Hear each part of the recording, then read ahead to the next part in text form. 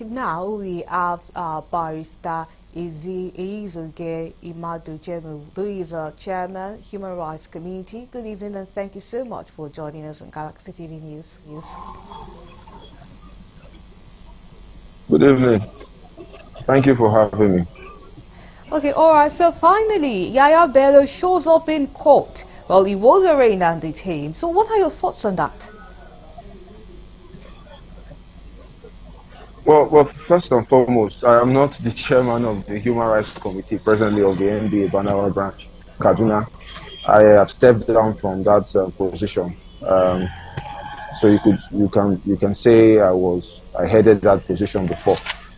So well, I think the um, the process the process will play out just like every other um, suspect. He's still a suspect until um, he's a suspect. Then he becomes a defendant in a suit or in a case against him, and he's innocent until he's adjudged to have committed the crime until he's found guilty of the crime. So the process will play out like every other prosecutorial process. So it will play out, and at the end of the day, the justice will take its course. It's almost it became a movie at a point where you have somebody who should not be difficult to find still missing in Nigeria. It's been a comedy,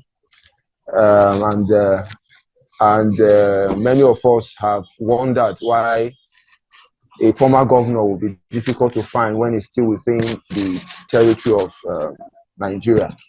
So it's embarrassing to um, embarrassing to the government of the country, to the EFCC, to the law enforcement agency of the EFCC, to the hierarchy of the EFCC, to our efforts um, to stem corruption.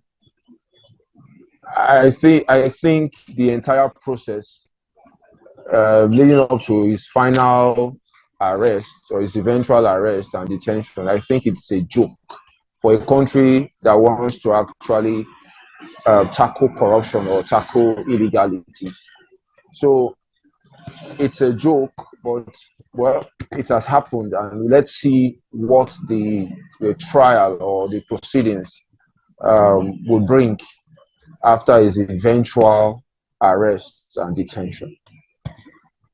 So what do you think his trial would mean? What example do you think it might serve for public office holders? Well, it has always been um, it has always been a case of just picking who to go after in Nigeria. It has not been a genuine effort to actually fight corruption, and so I think um,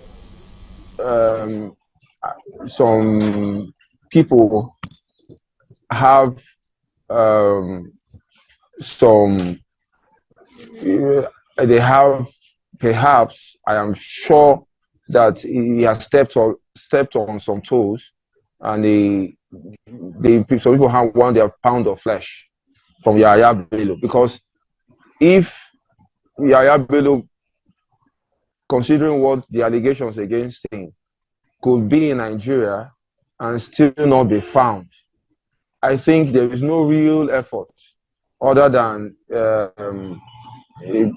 perhaps somebody who feels that he should be punished for something he did uh, personal, not because of the crime he committed against his state. I don't think he's going to stop politicians or persons in the country from engaging in corruption. The government of the day, excuse me, is not serious in fighting corruption. That's the truth. Because if it was serious, Yahaya Bello cannot be missing, or cannot it couldn't have taken this long when he has been within the territory of Nigeria. So it could well be witch hunt. It could very well be political witch hunt.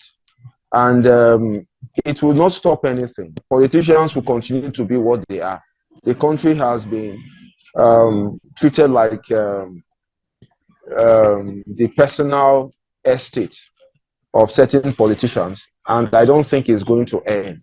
Yahaya Bello is not a real attempt to fight corruption. I think somewhere he has stepped on some toes, and some people have scores to settle with him. It is not going to change our corruption index. I just feel he has stepped on some toes, and some people would want to get their pound of flesh back.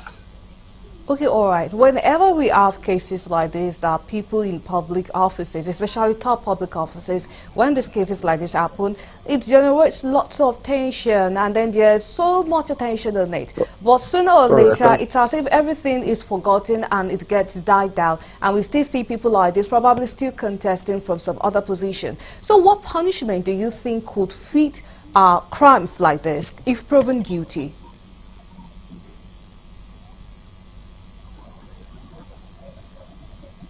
Well, I doubt if that day will ever come. But if it comes and is found guilty, good and fine. I just pray that the punishment would correspond with the crime. Because we have seen a situation where a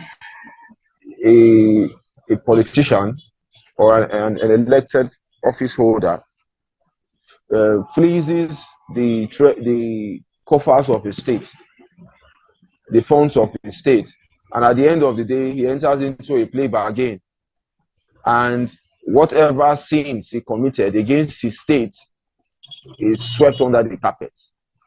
He pays a fraction of whatever he has stolen, and that's the end of it. So, if and when that happens, if it ever happens, and is found guilty of corrupt acts, we'll wait and see the punishment for him. But like I said, I doubt, going by the history of such cases, I doubt if he would ever be punished if indeed the allegations against him are true. I doubt if he will ever be punished for them. And don't forget, we are talking of a state that is a very poor state. Kogi State is not a rich state in Nigeria. And if the amounts or the sums or the funds he is alleged to have stolen actually were funds meant for that state, just imagine the suffering he unleashed on his own people for the 8 years he was governor, because the state is a poor state. So we wait and see what would be we'll wait and see the outcome of these proceedings or these processes. We'll see if he is ever made to face the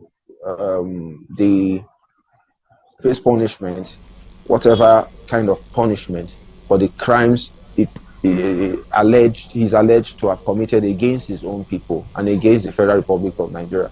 So wait and see. But the antecedents of cases like this does not inspire confidence in the system. As a matter of fact, I still feel that the whole thing is a joke. Okay. If he has just been arrested and detained, it's a joke. Because they've been looking for him for a long time, and he has been within the territory of Nigeria. So it's a joke. So, but let's wait and see what the fallout of all this. All right, we thank you so much for joining us on our news at this time. Thank you so much for sharing your views with us.